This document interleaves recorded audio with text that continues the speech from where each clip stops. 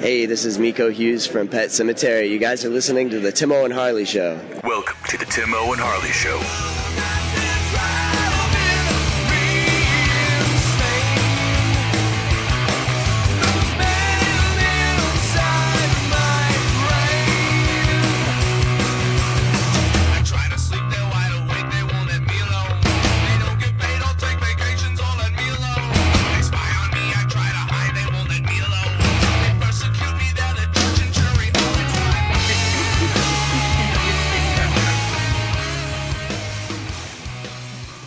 Thank you for listening to Timo and Harley Show. I am Timo. Over there is my partner in Mindcrime, Mr. Ben Harley. Say hello, Harley. What is happening, people? Ben Hoochie Mama Harley. That's me, Hoochie Coochie. That's right. How you doing, Mr. Ben Harley? I'm doing good, bud. How are you? Okay, Mr. Ben Harley, I know it's heading your way because I live west of you, but heat. Oh, the heat is awful. Turn it down. Oppressive, my friend. Oppressive. They actually said that on our radio station today that they said, okay, tomorrow, here comes St. Louis. They were like, we've already had a lot of birds flying backwards. Now it's time for the oppressive Sahara desert heat with humidity coming. So it's coming your way. It's blowing up towards you. Yeah, we're supposed to have, we've had some humidity bad lately, but we're supposed to have, like 100, over 100 degree days too. Yeah, towards the end of the week. So I'm trying to get, trying to get my printing done before then because that means it'll be 130 in the back on printing if it's so. But it's good for me. It keeps me slender. I can't say I'm losing weight as much as I'm actually melting, Timo. You know what I mean? Gotcha. So now, do you have a fan on? Is that a fan? It's okay. Is that a fan? Yeah. Okay, very good. So just so everybody knows, Ben Harley, it's like 95 degrees in his shop. He has a fan on. Deal with it. I'm not telling him to turn it off right now. I'm not doing it. Thank you. It's the end of the day. Everything's heat. Yeah. Heat. Hot. Let's see. Heat visors hanging out in this place. Speaking of hot, we got a buddy who's hot ticket. He's a hot fella, Mr. Cameron Scott. Want to give Cameron a little shout out. Yes, he's hot. Yeah. Hot Scamron. Oh, Scamron. I like that name. Yeah, that's a good wrestling name. It is a good wrestling name. So we'll call him Scamron Hot Scott. Yeah. Yeah. Manager. Yeah. For that fella. Yeah. See how this goes? See how this happens here? But we just want to give him a shout out. He sent me a text a little bit earlier, so he's really been enjoying the show lately. That's really good. Good. And, I know Cameron's had some issues and God bless him, and he's always been really good to us too. And sure. I miss seeing Cameron actually. Yeah, it's been a little bit. Yeah. We'll see him soon. I bet we'll see him here sometime soon. So, but hello, Cameron Scott, and thank you for the compliment. Cameron. Glad you're listening. I know he's been, he has had a couple health scares, but he has also, I've seen, been doing a little acting work and a little maybe behind the scenes stuff. He's been doing some stuff, which is good. What we all need to be doing, keep him busy. Yeah, exactly. Let's see. Cameron's good at what he does. Yes, sir. So let's see. Keeping up here with the health issues, Mr. Ben Harley. I am glad to announce that today, as I sit here, it was our last day of chemo. Last day as we sit here. So 2 more days of radiation, then she gets to ring that jingle bell. You see people ringing. If you ever see people ringing bells on social media, it means they just got done with some heavy duty cancer treatments or something like that. So give them a like if they ring the bell. It's worth it. They went through a lot of shit. They might not be your best friend, but trust me, you wouldn't wish this on your worst enemy. So no, you wouldn't. No, not at all. No, sir. But good for her, and we're looking forward to coming up to see you do some wrestling, or at least watching wrestling and yelling at the people, telling them how to wrestle. Yeah, right? Yeah. Well, I'm telling you, Timo, you might have to cut a little promo for us. So you might bring your smarminess with you. I am a lawyer, so you're going to have to grease my wheels. That's you right. You have to grease the gears here, buddy. I know how this works, right? So yes, I'm not trucking up 8 hours to work. No. Right, Trust me, you'll be duly compensated. Oh, very good, very good. I'm glad we're doing chemo just so I don't have to sit in a room in a hospital for like 6 hours with other humans. You know that's not really what I was cut out for, right? No. A room full of chatty strangers. Yeah. No, that's not your bag at all. No, with their phones going off and Oh, geez. introducing themselves to me. I'm just like, Yeah. that's all I say to them. Hi, my name's Tim. And then Hi, I look I'm back Tim. down. I look back down. Now I have been actually doing some Mr. Ben Harley that's it goes against my principles on some levels.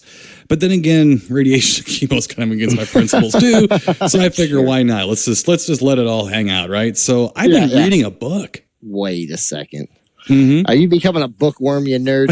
I might be. Jeez. Now get this. The book is called Peter Cushing: The Complete Memoirs. Ooh, okay. Now I take back the nerd. Well, no, maybe not. If you take back the nerd over a Peter Cushing book, you got more problems than me reading it, buddy. Yeah. No, that's awesome. But how long is it? Is it No, it's not real long. It's just his friend. I think it was John Mills, who after his wife died, and everyone who knows anything about horror, Peter Cushing, Christopher Lee, those guys know that. Boy, when Peter Cushing lost his wife, that was big. That was huge in his life. And I mean, he fell apart after that. It was just a shell of who I used to be. All you have to do is watch the movie Horror Express. Yeah. And he goes from being Van Helsing or Frankenstein dickhole, Peter Cushing, to being this shriveled, frightened old man, just point it really quick.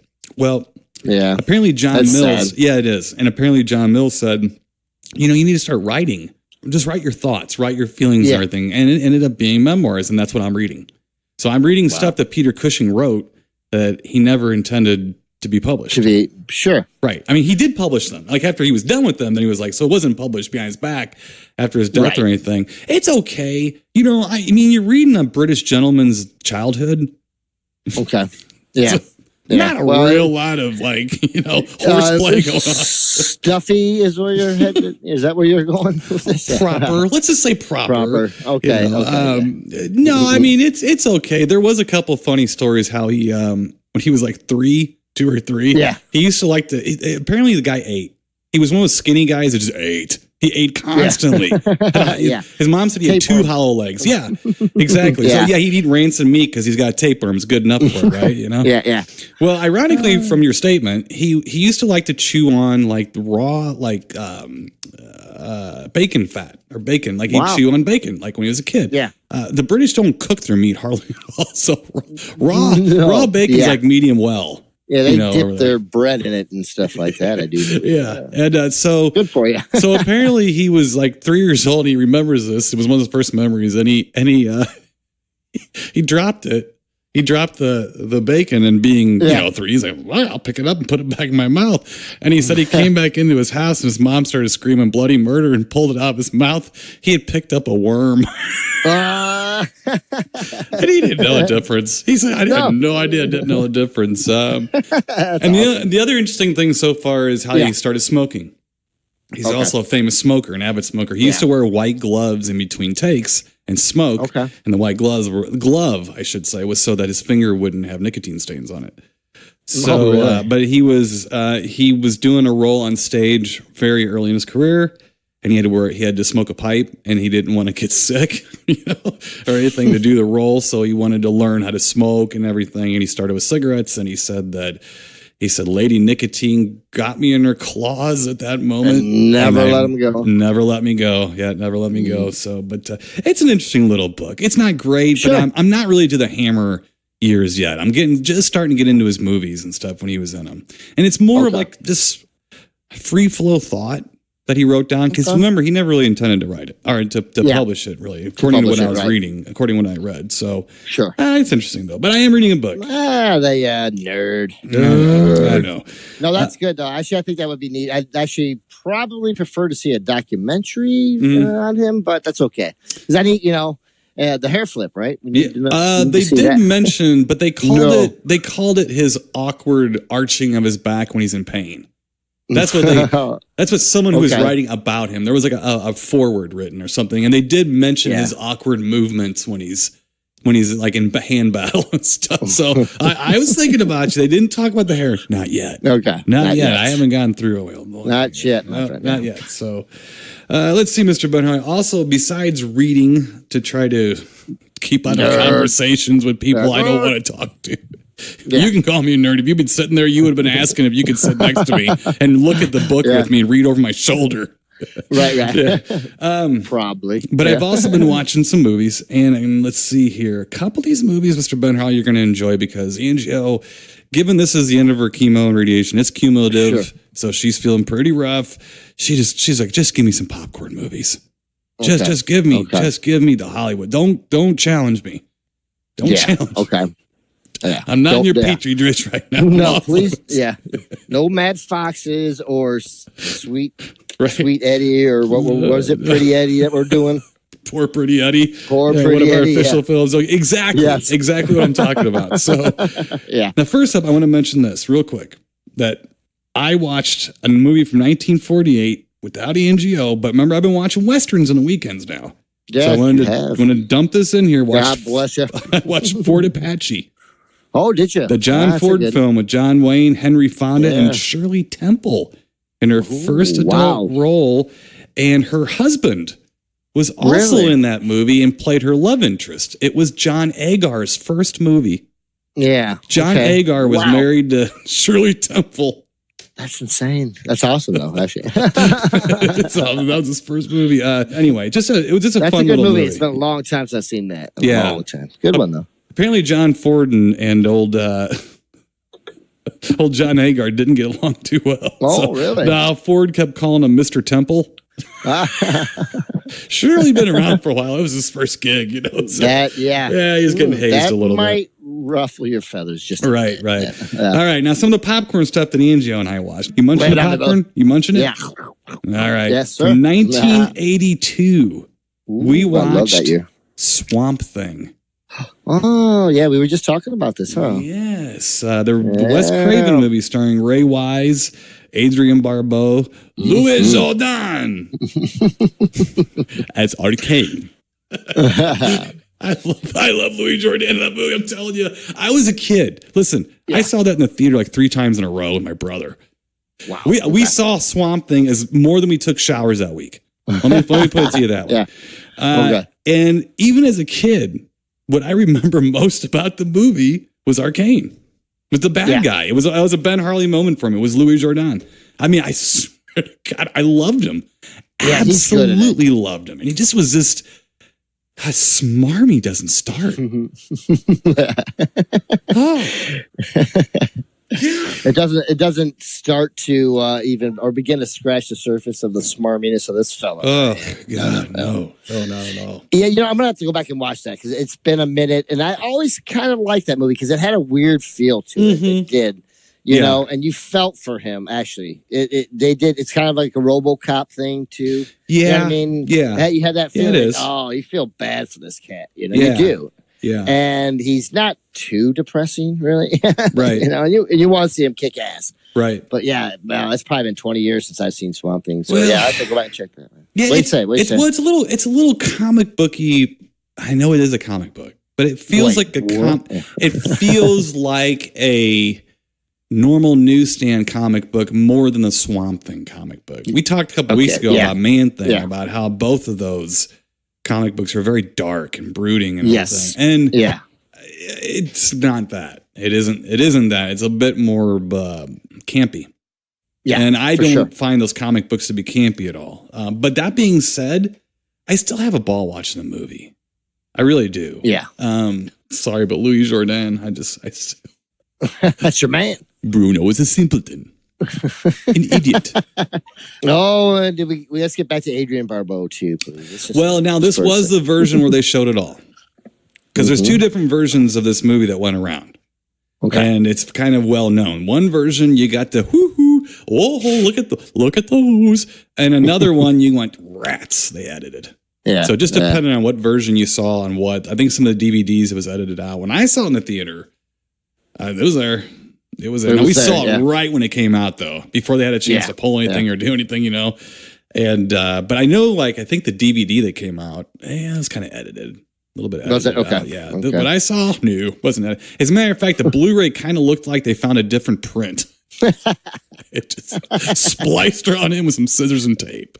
Oh, nice. Yeah. Love it. Good time Oh, I watching like that. some Adrian Barbeau. Yeah. Even back in the Maud days, that's where I first saw Mhm, mhm. Yeah. Mhm. Yeah, so. Good times watching Mr. Ben Harley. A little more popcorn for you. A little more popcorn Okay. for you. And Lay then it on me. I got something I want to talk to you about a little bit. Okay. All right. So the popcorn part is this from 1978, the other film we watched, when Angio just said, just don't challenge me at all. Please, whatever you do. Jaws 2. Ooh, yeah. Boy. Mhm. All right. All right. Did you enjoy going back and watching that? Yeah, I did actually. And I did tell Angio when they had the opening scene at the opening of the whatever it was that they're celebrating. Oh, yeah. With the swimming pool, I was like, Harley was scared that the shark's going to jump up out of the water. He got himself so worked up before he saw the movie. He didn't know where it was coming from. Yeah, I didn't. And that's what I thought for sure. Uh-huh. And no doubt in my mind that's what was going to happen. But that's that effect Jaws had on me, you know, the show, and Orca for that matter, too. Right.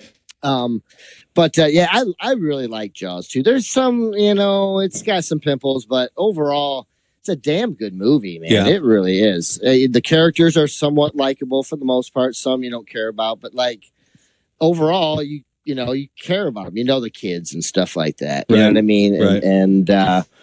But some of my favorite scenes in Jaws universe, I guess, are in that film too. There's some very, very underrated things in that movie.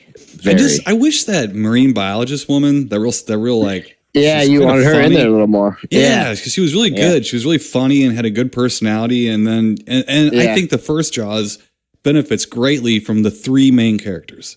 Yes, I do too. And I think they took 2/3 out. Yeah. And they tried to replace it with a bunch of kids. I don't mind the kids part. Right. If it felt a little strained, maybe because felt like it was made a little bit more for teenagers. And Jaws felt like it was made for more everybody. Of a slasher. It's more of like a slasher film too. Really, it is. It's but like same thing. Image wise, that movie for me, there's just too much imagery that harkens me back from when I was a kid. I mentioned this before. Little Brody. I looked just like that kid at that time period when this movie came out. I had the same life jacket outfit.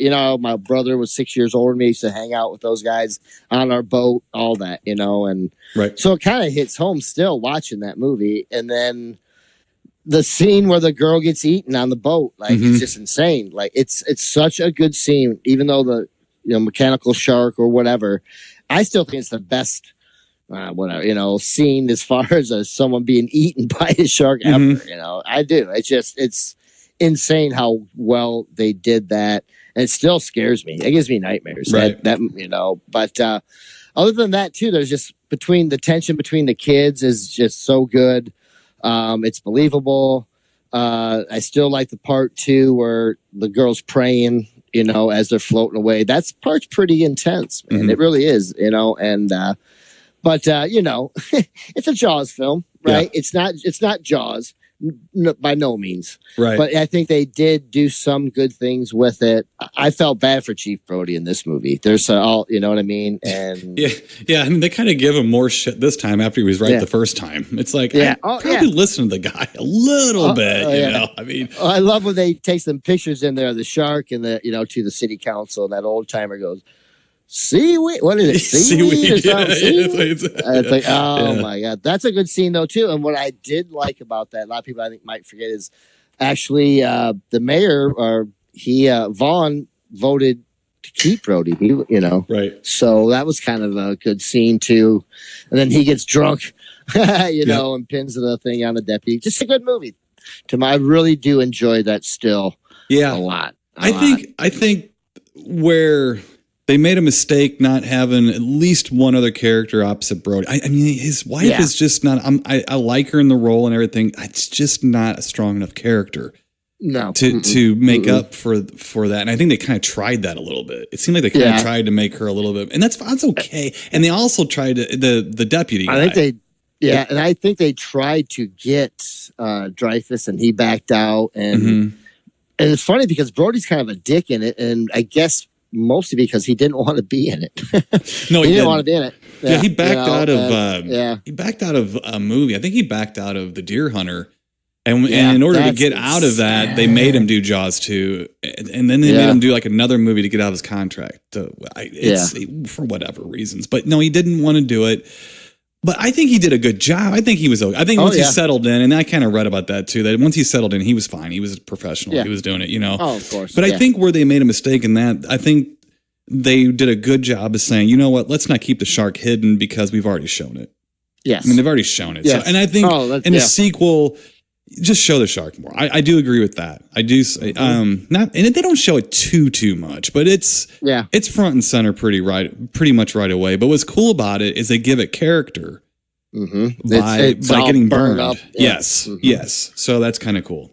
And still to my scene with the girl, you know, that gets her boyfriend gets eaten, you know, and I'm still in love with her. Will always be in love with her. Oh, wasn't she Miss Amity Island or something? Yeah. You know, but then when they come and find her and she's just petrified, that part for me was always pretty intense too. You know, that was a pretty famous scene because they used that for clips on like talk shows and stuff like that. They used that scene. So it's pretty famous scene, but we did have fun watching it. It's not Jaws. No, I just wanted to watch something besides Jaws, and I wanted to see Jaws. So that's where you go. You go Jaws 2. Yeah. It's like if you want to watch Halloween, but you don't want to watch Halloween again because you've seen it at Halloween 2 is where you go. Right. You know, and then Jaws 2 really is a great one. After that, and I know you kind of like 3. It's fun. It's just goofy. It's silly. I see it's an awful movie, but it's not. Yeah. Like, I think the fourth one was boring and it was bad. Yeah. I don't think the third one was very boring. And I saw it in 3D in the theaters. Oh, me too. Oh, yeah. And so there was that. I was like, what are you doing to me? I really didn't understand what just happened to me at that point. Yeah. Well, we were pretty young and you were 3 years older than me too. Yeah, and it made a difference then. It doesn't make a difference now, but it did then. I feel like I got my pocket picked, if you know what I mean. I enjoy it. I thought it was kind of scary when I saw it. I thought it was kind of scary, but I was still in that realm where I had a lot of suspension of disbelief, which is completely dissipated at this point. You can show me anything, and it doesn't. As a matter of fact, the only reason I don't watch stuff is because it bores me. The reason I don't watch torture porn, it's boring to me. It's not that it's not what I'm seeing on screen. It's like, oh, that's nice. Yeah, you know, stuff. Yeah, exactly. Yeah, exactly. So doesn't do it for me. Right. Well, Mr. Ben Harley, real quick, one more from 1984. We watched the movie 2010. The year we made contact. Okay. Speaking of Roy, we're in a Roy Scheider freak out. Yeah. Now, have I seen that or not? I can't. It's good. I'm on a Slim Pickens kind of freak out, actually. Sorry. Oh, we're all. I'm always on a Slim Pickens freak out. What's everything I watch has Slim Pickens in it. Every time I look in the cupboard. Yeah. Every time I look in the cupboard or at my chicken legs, I feel like Slim Pickens. Oh, I love that guy. I do too. Sorry, Tim, I didn't mean to step on you. No, that's fine. No, that's great. I like 2010. I actually it's not 2001, but I think in Hollywood terms, in a general sense, it's a better movie than 2001. It's a better story. Where 2001 is a moving painting, almost. And it's great. I was bored with it a little though. See, I loved it up until that stupid ending where, look, I'm a movie snob and I love Kubrick, but that last 20 minutes with all the lights going and shit, give me a fucking break, man. Yeah. I don't know. I mean, a minute or two, you slightly annoyed me, but I get the effect. I get it. Sure. You make me sit there forever, man. It goes on forever and ever and ever. And it's like, oh, and I love it up until then.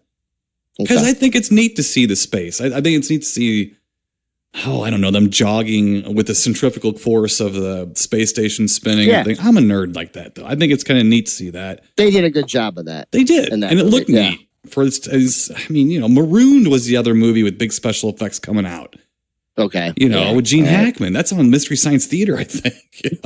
And then there's this one. So, right. But I love 2001, but it's a very different movie. This one kind of attempts to explain 2001. Okay. I'll give a little credit for that. I never heard Kubrick. I don't know if he did or not. I don't know if he boohooed it. I don't know if he was against the making of it or not. I never even bothered to look or anything. That's an interesting question, though. I don't know if Kubrick was upset. It was me. I think it was a good movie, though. You know, is it better? Is it a more important film? No. Right. No. 2001's a way more important film. Yeah, It's sure, much sure. more. But in a Hollywood sense, I love Leviathan, the movie Leviathan. Yeah. This movie's more of a science fiction action thriller Yeah. with a neat twist. And that's always good, Timo, right? Yeah. So you don't. You know, when's the last time you seen? When's the last time you seen any of these movies? Ooh, it's been a long, long time. Like 2001 just for me was too, I couldn't do it. Especially when I was younger in my space films. So, you know, it just was hard for me. But did you do 2010? Did you try it? Yeah. It's been a long time, since I've seen it. What about Jaws 2? Yeah. Oh, not recent, real recent, actually. What's in the last 6 months, probably? Did I give you the itch? Yeah. I did. Yeah. Only you can scratch an itch that I give you, young Skywalker. Skywalker. Skywalker. All right, so last up here, Mr. Ben Harley. Now, Harley, he's got baboon arms right now because he's been pulling squeezy so I'm much, sweating to the oldies, my man. that he hasn't been able to watch anything but ink go through his screen. So instead of Harley talking about something you watched this week, there's something that I wanted to bring up to Harley. I talked to him about this a little bit, and I got pictures of this. I'm going to send them to you. I'm going to send them to you. I haven't done it yet, but I got a couple different pictures of. So we had a tornado come through our rural area. Yes. Where our back roads back here. You've been back here, so you know it's a little. It's a weird area. A little windy. Yeah. Very medieval European back here. Yeah, you got a witch back there too. Sure do. So we had a tornado come through. And I don't think it was a F5 rolling across the ground, putting divots into the earth, but it was at least a funnel coming around, messing around people's roofs. It's a tornado. It's a tornado. Yeah. Well, we have a tree, Mr. Ben Harley. Yes, sir. That is snapped about 15 feet up. Okay. Sasquatch. And it's in the middle of taller trees. Sasquatch. Okay. So, and it looks as if something just took it and just punched it and it cracked in half. It cracked clean, straight, not like splintered off and stuff. It went straight and went down the hill. Okay. Again, yes, we are talking about Sasquatch because this is something that bothers me when I am seeing the documentaries, shall we say, on television. Sure. And this is automatically assumed to be Bigfoot evidence. This is another thing that I see a lot. I was there, I think, the one time you had one there, too. Like that's the one that was twisted. That twisted itself and then went down. I don't know how that happened. And that was interesting. Yeah, very interesting. It was, but I got to think it was the same thing. Sure. You know, I don't know how the hell this is not a small tree. It cracked 15 feet up and there wasn't a branch yet. Wow. Okay. So that's how tall this tree was. Yeah. Okay? That's interesting. Yeah. And it just went. And I thought it was a dead one at first. I thought, maybe that tree was dead. It's right on our property line. Or not our property line. It's right at the edge where I cut the grass. So it's in our yard, you know, and I was like, you got grass growing there finally? I got some grass growing. Yes, I do. Thank God. Thank you. Thank God. Yes. But it's just another thing. It's sort of like the noises. It's not that I don't, if I was out having an excursion looking for Bigfoot, it's not that I wouldn't go in the direction or maybe listen and be very curious and interested in what I was seeing or hearing and noting it.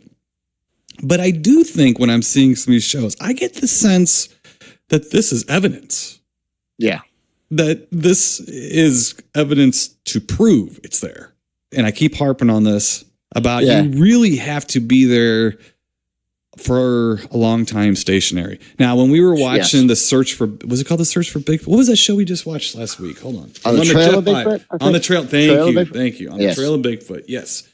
Yeah. So Jeff Byers and his friends, they stay in one spot for as long as they can. Yes. They don't move around a lot. And that's great. That's a good thing. And I respect that way more than traipsing around the woods. And I think we both can agree on this, right? Making a bunch of noise. Right. And Exactly. No, for sure. And you have to be still because they are. All right. I'm not Matt Moneymaker, but if they're out you wouldn't be doing a show with me if you were, but go ahead. Right. Yeah, But if they're out there, and I do believe they are, they're being still. because they're trying to figure out who you are, what's going on, and then assessing the situation. Right.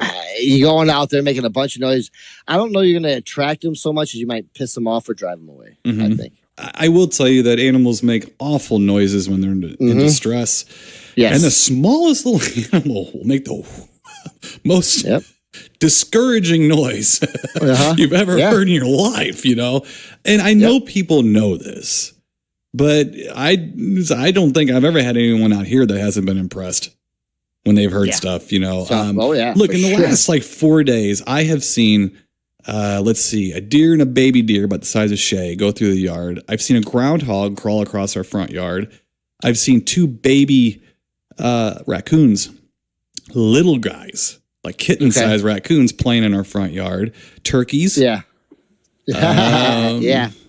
Oh, and then there's that feral cat that's out here too.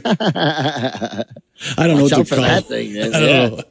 I think I'm going to call him Feral Freddy. Panther. I'm just calling him Panther. Yeah, no, it's Feral Freddy. He's a little cat. Yeah. He's out here. He's pals with Snowy. Oh, but he don't want to. He's feral. He don't come close to me or nothing. So okay. But I'm just saying that's just stuff looking out our windows.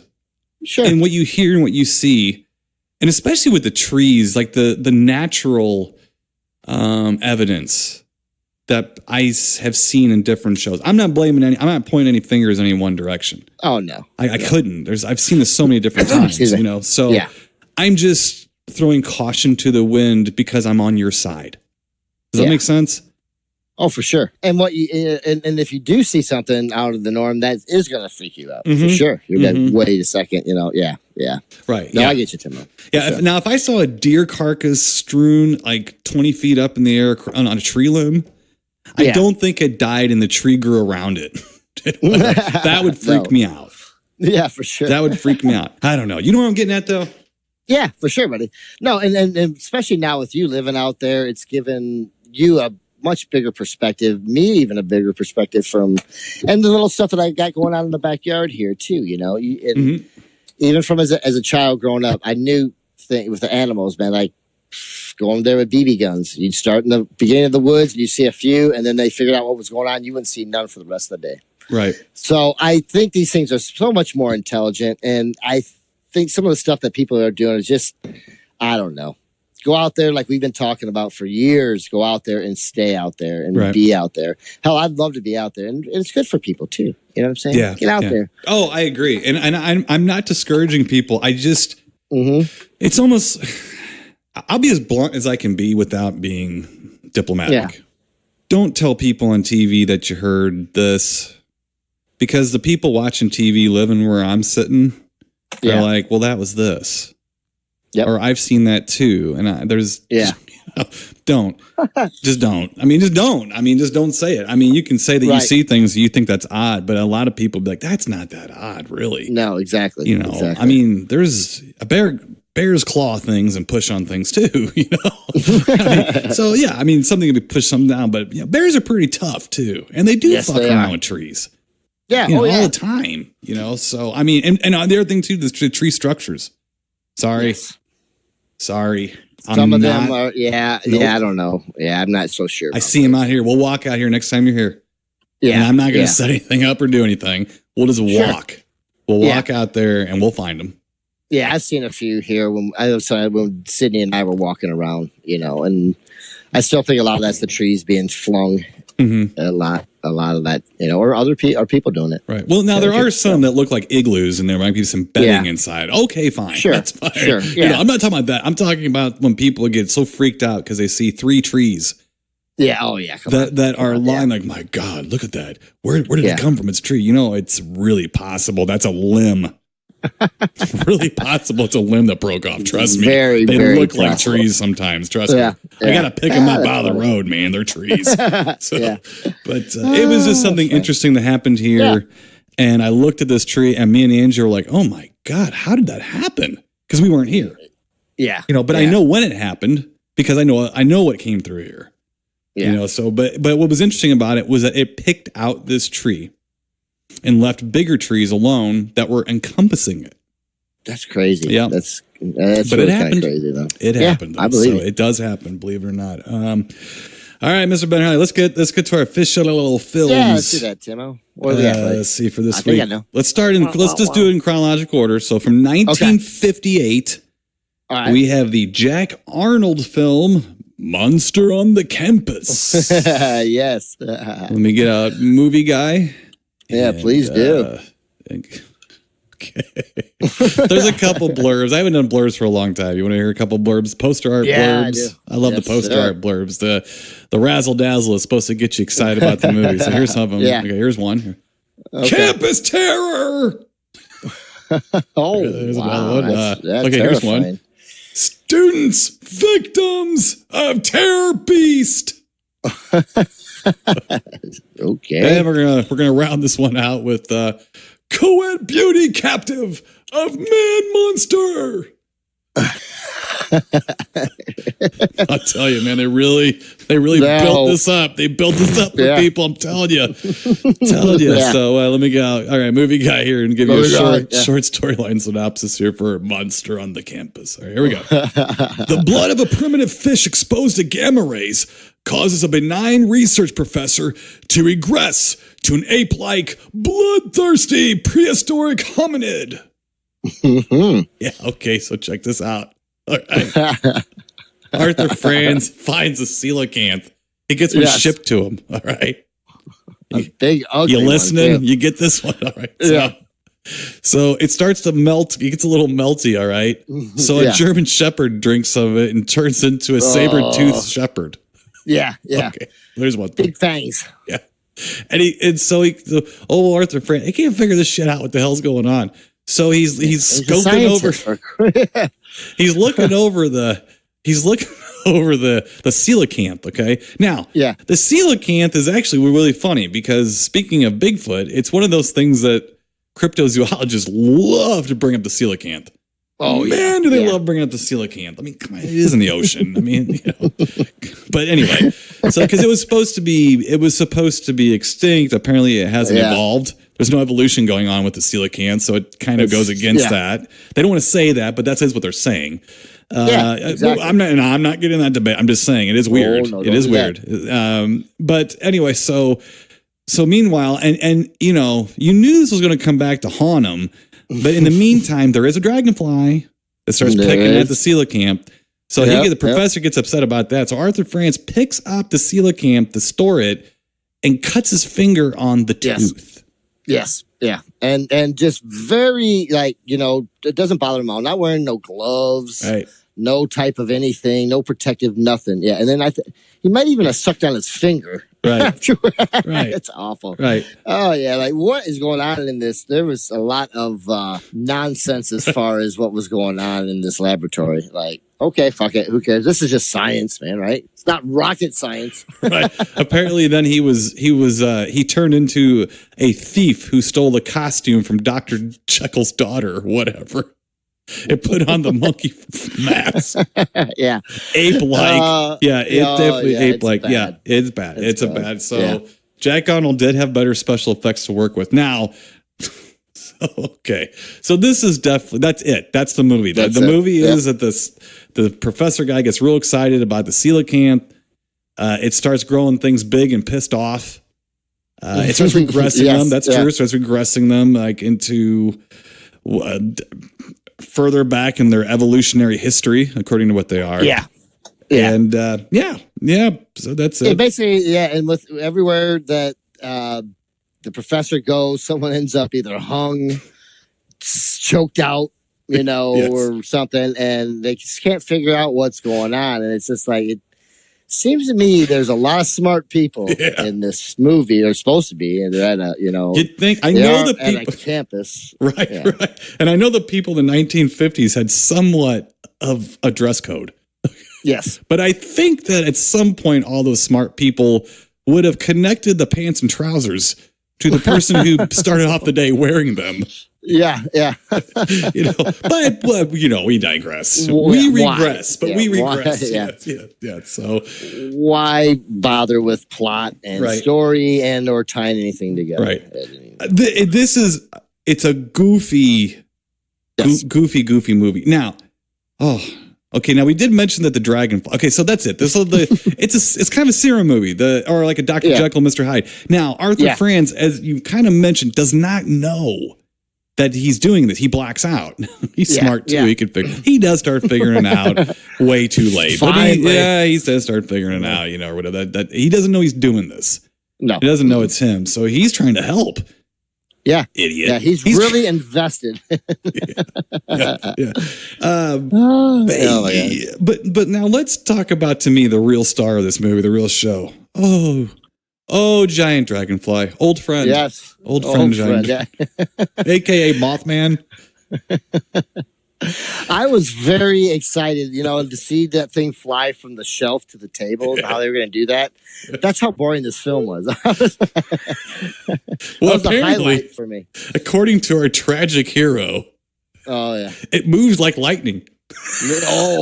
He said that. It moves like lightning. Like, oh, really? 1950s lightning, I guess. Yeah. Bad. And actually, the dragonfly wasn't that bad. It looked like the monster from Green Hell. Yeah, exactly. It did a little bit. Actually, it's better than a monster from Green Hell, to be honest. Bad though. Yeah. Well, but although I don't know how fast rigor mortis normally sets in, but it was fast. Because he picked up that thing and it was like a shish kebab. We picked it up. Now, here's the thing, though. Yeah. It's good, goofy fun, though. And the thing is that they made this in earnest, which actually makes it funnier because they played it 100% straight face. The whole for sure. movie is 100%. Yes. They took it serious. They went in there and did it. The problem is that the monster on the campus,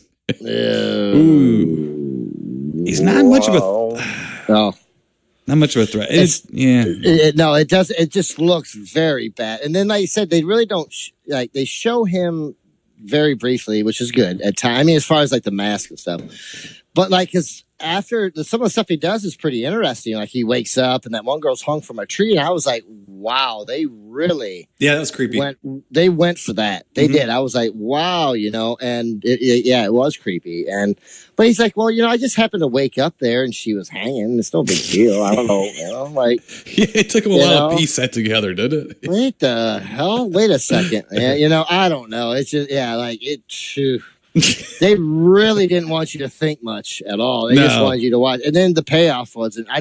I guess I'd rather have a little bit more Dragonfly and less. It was more like the Jekyll and Hyde from what Abbott and Costello too, looking a little bit, right? More it was like funny because it was the same guy. Or meets. It was the same. It was Eddie Parker. It was that same stunt guy who did both. Yeah, and it looks just like you. Yep, like same mannerisms and.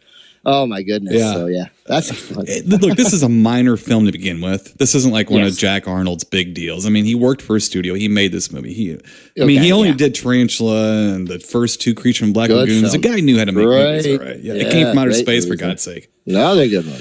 Yeah. So it's not so much. Yes, it's not really his fault. He directed it actually pretty fairly well because it's played as straight and as well as those other movies. The Monsters is terrible, but one interesting thing is that when Arthur Franz, who played Professor Donald Blake, they have a really odd little piece of it's not even a subplot. It's a piece of the movie where the guys that are running the campus, the college or whatever, they get real upset because he's got a long distance phone bill. It's expensive. Oh yeah. And it's to Madagascar. Funny. He's calling Madagascar asking about the coelacanth. Did you hear the doctor he was talking to? What his name was? Yeah, Moreau. Yep. It was Dr. Moreau. Yes. I was like, I wonder if that's a nod. It was. Yep. It absolutely was. Yep. So he was talking to Dr. Moreau. Yeah. While he was writing the law. He was a law guy. He was giving the law while he was talking to old Arthur. Just the law. Yeah. Yeah. Buddy, that's funny. Thank you for remembering that. That's good. And it was funny because what was it at that time? It was like $5 a minute, and he'd been on for like an hour or something. Yeah. Wow. And it would cost. Well, that cost $36. That's a month's salary. Yeah. Here's the thing, though. So there's little silly moments. Actually, to me, this is not a great movie. I mean, it's definitely forgettable. I like these movies, though, and this is not as bad as Monster from Green Hell. It is not that boring. No, it's not that. No. They throw in that dragonfly, I think, to keep things afloat. And you know what? Here's the thing too. Although the monster on the campus looks a little poopy, not great. The transformation was done great. The dissolves were done really well, really well. Yeah, and they did the one scene kind of at the end where he just turned like and the guy's like, what are you doing? You know, and he's like, I'm turning into it. I was like, I hope he is, because it's gonna be a real dud if this film ends without that. Right. You know, and but yes, I just I don't know, Timo. And it's funny because when I jumped in to start watching this, I was like, you know what? I've seen this. The whole scene of the camp and him pricking his finger. I think we reviewed it before, long time ago. Yeah, maybe, or I saw it on Comment or something, but recently too, it seems like. So I'm gonna try not to watch it again. If that, you know what I'm saying? You've already failed in that respect. Yeah, you know what I'm saying? Yeah. There's a lot of funny little things in this that are enough for me, including proto Bigfoot stuff with the feet, the footprints, and the hands. Yeah. And there is a little bit of a Bigfoot thing to this. That's right. Yep. In a way, just a touch. I mean, just a little hint of it. Yeah. But and I know you're not, but that's okay. But just because it was made really well and it wasn't boring to me, even though the monster was really disappointing, I'm going to give it a really, really mild Great Ape up. But that's for my people. Sure. I really love this stuff, and I don't always do that. Yeah. I poop on these sometimes. Oh, I know. Yeah, I just can't on this one. I think Jack Arnold and the acting being it's actually good acting. But it's not bad. Played off so well. I'm just going to give it the most mild of Great Apes up. If I was still doing the on the fence thing, that's what I would do with it. I think that's unfair. I think we need to give it thumbs up or thumbs down. I'm going to give it just a real mild little baby thumbs up. Okay, I can take that. So, what are you going to do? Yeah. That's what you should do. Yep. Yeah, I don't care about that shit. Yeah. You don't care about fucking Troy Donahue. No. Fuck Troy Donahue and the sweater he came in on. Yeah. And Phil Donahue for that. Right. No, that's all right. Sorry.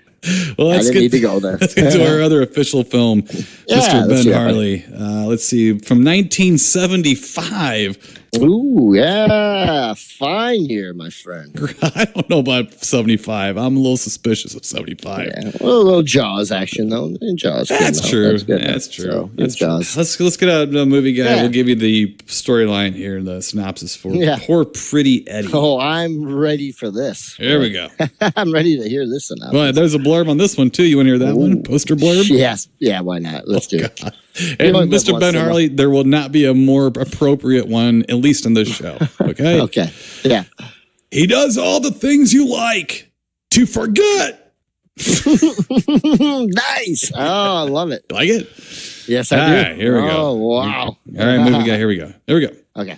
A wrong turn on a jazz singer's road trip results in her car breaking down near an isolated lodge run by a faded starlet and a young, homicidal Elvis impersonator. Yeah. Now, here's the thing with this right away. This movie always has attached to it Elvis impersonator. I find that to be wrong, incorrect. And maybe this is because this was made. Wasn't Elvis still alive?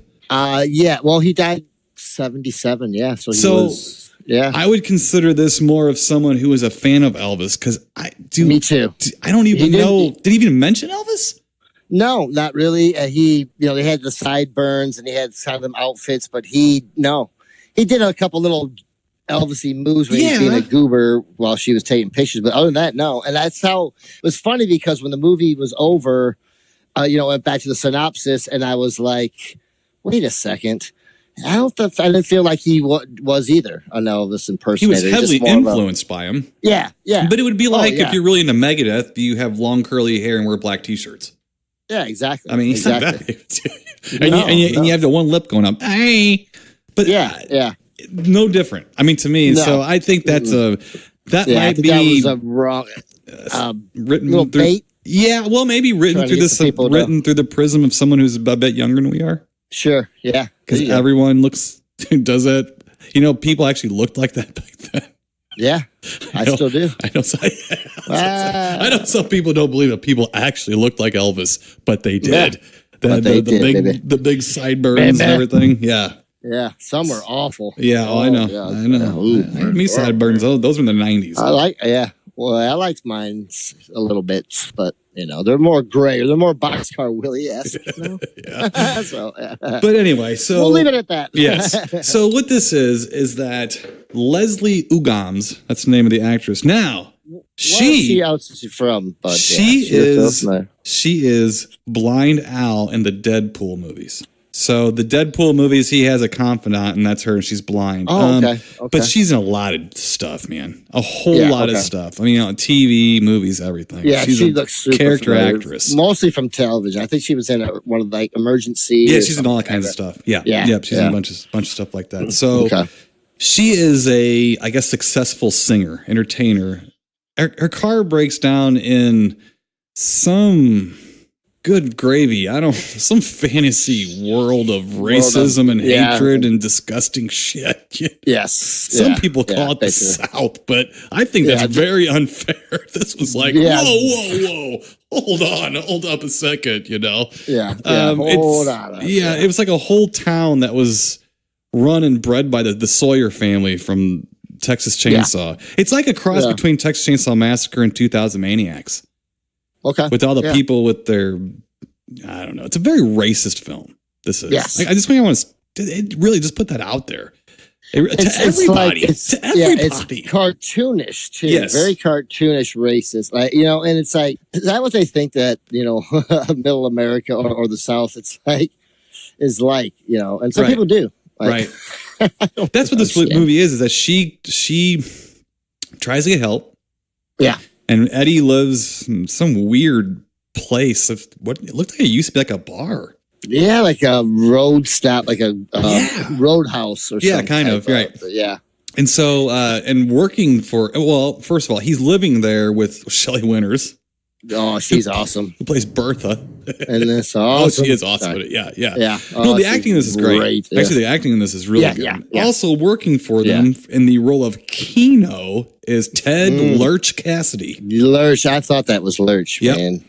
And so this is just Eddie, who is the Elvis influenced person, not impersonators, so to speak. Yeah. He's just a sicko. Yes. And everybody that is around this place is a sicko. Even Slim Pickens is a sicko. Playing Sheriff Orville. He rattled off some stuff for what's his name, the other character actor. That was so long. Oh, Dub Taylor? Yeah. As the judge? About 45 seconds of stuff I could not understand. It was gibberish almost. It was awesome. Right. It was gibberish. Yeah. Right. I digressed. I promise you it was something either sleazy or racist or both. I promise you it was. Yes, sir. Yeah. And then the movie, so it's just it's the kind of movie I don't like. It's a kidnapping, held hostage. Yeah. It's gross. It's icky. It's the movie is humid. Yes. It's humid. It's sticky. It's sticky, and I feel that right now. So I understand exactly what you're talking about. It's like it really is like a cross between Texas Chainsaw Massacre and 2000 Maniacs if it were directed by a drunk Peckinpah. Because they have all this slow motion violence in it too. That's a total Peckinpah. Weird stuff. Right. It starts off with that slow motion weird. I'm like, what am I getting into? Is this going to be like this the whole movie? Right. And I mean like a special kind of drunk Peckinpah. Yes. Very, very weird. And weird. Right. Yeah. And then along with the weird slow-mo violence, there's a bizarre attempt at like a symbolic way of handling like a rape scene. Like there's a rape going on intercut with dogs being bred. Yeah. Right. And children watching too. It was like, wait, what the? This is a time when films were having a hard enough awkward time with symbolism. Yeah. And this is horrible, but this is true. It seemed as if folk music was the answer to anything that needed tone fixing. Just throw some folk music. You could have like a beheading. Ding, ding, ding, ding. Well, the flowers are blowing to the wind. And that's what it's like. So they have this awful like rape scene going on and then dogs going at it and like Lurch cheering them on, I guess. And then you have this music as the wind blew through the valley. Yeah, It's like, as it flashes back to the rape scene and then back and forth. Yeah. And then really weird. Right. Really weird. so I'm pretty much left with what the fuck? Yeah. Yeah. But here's the thing. It was made well. Yeah.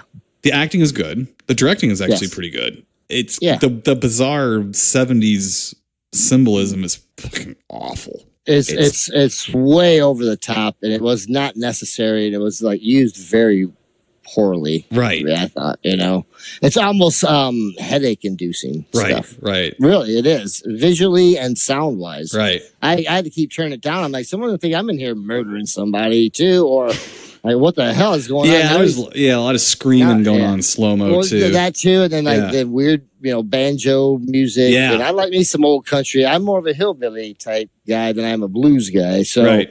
but it was just weird. Like, I don't know, man. It was hard for me, like Yeah. a few times. And it hurt my ears. Like it did. Right. And it was like, are you purposely doing that because it's working? It's Right. working. Yeah. Well, and everybody was like pawn all over that. Liz was her character's name. It was really disgusting. It was, man. and it was like, and it's so racist. And I'm not like that. Yeah. You know that, Mr. Ben Yeah. Harley. I like No, white it's- people. I it's like white so people. bad. But Yeah. this thing was Yeah. racist. And I'd be Oh, silly by rampant saying that. But I'm racism. saying that this Yeah. was one of those movies where I don't know what it was trying to show, but if I lived in the South, I would be highly offended this movie. If I was an Yeah. African American, I'd be highly offended by this movie as a fellow human being on the face of the earth. Yeah.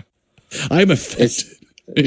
I'm offended. And they did awful things like a dog in Yeah. it, and it was just like it was maybe a proto torture porn movie. Yeah, I kept thinking of Chainsaw Massacre and Mm-hmm. stuff like that. What was the one that we watched too, Timo, with the family that lived up in the woods, and the people came, they were killing them off, and the one girl ended up staying there with them. Oh, American Gothic with Rod Steiger yeah, in it. yeah. I kept thinking of like that. There was a lot of that in there. Yeah. Mhm. Yeah, you know what I mean. But it was just Shirley Jones was awesome in it for me. She was like the saving grace in the movie for me. Shelley a Winters? lot. Yeah, Shelley Winters. I'm sorry. Yeah. Yeah. And I liked her, and I thought she was bizarre enough and gave it her full. Mhm. But I didn't think Eddie was that pretty. So Well, my problem with Shelley Winters though is she got stuck doing that same role in her later career because she was a heavy set actress woman, and she was very well practiced. actress. She was very well practiced at playing the goofy, overeating, overdrinking has been. Yes. And maybe because that was a bit of what she was, I guess. Yeah. I don't know. But I don't disagree with you, though. I don't disagree that her presence in this. I personally thought that Ted Cassidy was great in it. Ted Cassidy was the only character in this movie that you even had a lick of anything for. Yeah. Yeah. He's the only character you didn't absolutely hate. Yeah. Yeah. Right? Because there's a lot of unlikable characters. Well, and even and what I mean by it's kind of just it's offensive to everyone. Even the Liz Weatherly, the main woman. Yeah. I mean, even she was a total bitch. Oh, yeah. When she was just She's a like- bitch to those people right away. I mean, she was so condescending and everything. So the whole thing just, ugh. Yeah. I guess for the people who really like Grindhouse movies, I could see why they like this movie because it's a pretty popular movie. Yeah, and I was thinking that as I was watching, I was like, this seems like it's probably more of an underground, but people would like this. I myself just didn't find it. It was okay. I just didn't find it appealing enough to really be like, oh, wow, this is really great. Right. I liked seeing Eddie get blown away at the inside. Yeah, the end was great. The end is good. Yeah. I mean, I think most yeah. people agree that the end is really good, even if you don't like the movie. Yeah. At least when you sat through that movie, you get to the end. It's a great revenge thing at the end. It really is by just about everyone involved. Not a happy ending. No. At all, but it's just it's the people get their comeuppance. They do. Yeah. But we like enjoyable films. This is not an enjoyable film. It's a good film. Yeah. It's just not. It's not pleasurable at all. But it is good. So I can see why people who really like Grindhouse movies like this movie. Yeah. I don't find it personally offensive, or I don't think it should be shown. I just don't enjoy watching people treat each other like that for an hour and a half. No, no. I feel you on that completely. And at the end, I was like, when Lurch came out, blam, blam, I was like, yes. Right. You know, yeah. And it's almost like they make the main woman like so unlikable for you to be able to tolerate what she's about ready to go through. I don't care if I like her or not. Yeah, you know what I mean? right. It doesn't matter to me. I just don't like that stuff. As much as I'm not sensitive to things like this movie, I don't like it either. It's just not my thing. It's just not. So I'm going to on Poor Pretty Eddie. It's not a bad movie. It's got a great ending. Yeah. And it has interesting parts in it. And it is an interesting film. I didn't enjoy it though. I didn't enjoy it. So I'm not saying this is a bad movie that everyone's going to, it's for my taste. This is not my taste. Sure. At all. Sure. What are you going to do? Yeah. I can't poop on it, but it's a real low grade bait up for me. I think there's some people out there that would like this. It was interesting. I'm glad I saw it. It could have used a little something different. But yeah, I just didn't enjoy it. I didn't enjoy it. Not that I enjoy, right. It just didn't, I don't know. Didn't tickle my fancy or make me really like, I don't know. Well, we're flipping. Just didn't enjoy it. So we're flipping basically. So what I did with Monster on the Campus, you're evening this out for me. A little bit, yeah. Okay, because and in fairness, you enjoy Descents into Madness. Yeah, I do. So there's always something there for even if, and for me, I enjoy the 50 Serum stupid movies. Sure. So I'm going to have a little bit of just something to pull me along, and I think I could see where this would do that. And you like to have those classic actresses too when they're up there in their years. You love having that, and I appreciate that. I appreciate because it just reminds me of being a kid and back then when I didn't know better, and then when I would or I would see them in these movies, and it always gave it to me more weight. That's what happened with me in Tourist Trap. When I first saw Tourist Trap, and Chuck Connors was in it, it kind of blew my mind. It was cool, and he was good in it, and the ending was great, and so yeah, I'm fond of that at times. Some of them suck. But right. But Timo, we grew up in the era too, like the Poseidon Adventures, Towering Inferno, all those things that had these aging actors and actresses in them, and a lot of times they knocked it out of the park. Right. Still, and some of it sucked. I was gonna say, and then you had Tentacles. Yes, exactly. With her so in there it. it is. Yeah. But she was also in Night of the Hunter, which is one of my favorite movies of all time. Of course, in the 50s, but still one of my favorite movies of all time. Yeah. Well, I think we're evening it out. I think that's what we're doing. Yeah. And I think that you're right and I'm right. And I think they're both not bad movies. It depends on if you enjoy the content almost no matter what. I enjoy these old black and white movies almost no matter what until they get boring. Sure. And it just wasn't boring, so I couldn't poop on it. It was disappointing, but not boring. Right, and to me, poor Pretty Eddie, I'm not going to watch it again probably. It's just hard to watch. I enjoy watching Ted Cassidy more. I think it was really cool to see Lurch in a regular role as a guy, as just a big, and he was imposing as hell, man. Oh, he was smacking what's the name around. Yeah, I liked watching him. Yeah. That I did like. I liked that too. So there was things I liked about it too, but it's just not an enjoyable, pleasing movie. So nah, not really. All right, let's get out of here, Mr. Ben Hartley. So all right, poor Pretty I'm Eddie. Go melt. Poor Pretty Ben. Poor Pretty Ben. Yeah.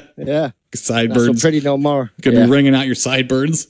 Right, yeah. Keep them off the screens. I know that shit messes screens up. I used to sweat them. It does, my man. It does. All right, Mr. Ben Hartley. Well, congratulations to Angio for her being done with all of her treatments. So happy. And where do you go when you get done with awful cancer treatments? Toledo, Ohio. To watch The Potentate of Hate. Yes. She wants to watch somebody else get beat up for a little bit. That's right. Who better than Ben Hartley?